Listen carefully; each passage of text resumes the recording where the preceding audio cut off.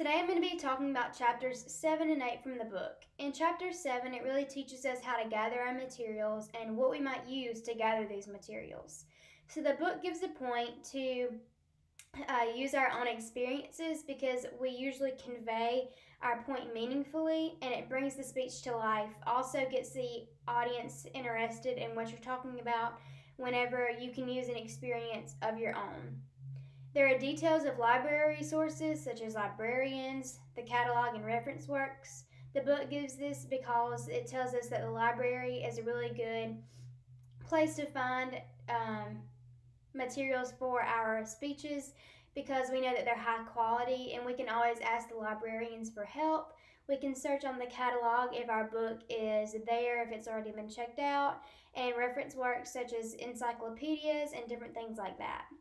It tells us to never cite an article that's abstract or summarized, to always make sure that the article is in full text.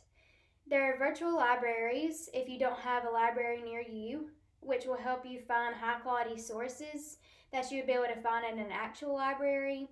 Whenever you do your research at a library, everything has been evaluated. The internet's kind of a different story, and sometimes we don't know, is this article real? Is it factual? So 3 ways to distinguish between the jewels and junk of the internet is authorship, sponsorship, and recency. Authorship is basically determining who the author is and if they are an expert in that field. Sponsorship is kind of the same thing. Whoever sponsored that article, are they you can look them up and see if they're real and if they're experts in that field as well. And recency, was it made 2 months ago or 2 years ago, which can kind of get you a better realization on if it's real or not. There are investigative interviews, which are an excellent way to gather materials for your speeches. There are 3 things that you can do, which is before, during, and after your speech. So before your speech, you might want to go ahead and ask questions, like prepare your questions that you're going to ask, get everything ready. During the speech, you might video record the person if they're okay with it, take notes, and ask those questions. And after the speech, you get to listen to your voice recording, go over your notes, and kind of put everything into your speech.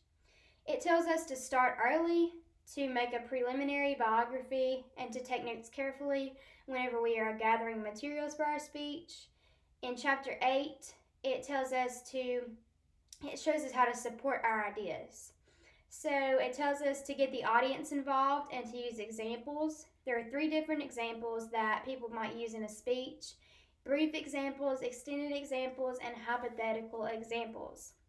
We live in a day and age of statistics. These can be used in combination to show magnitude or seriousness of an issue. When tracking statistics, we might ask these questions: are they representative? Are they measured correctly? And are they a reliable source? We are often influenced by the testimony of others.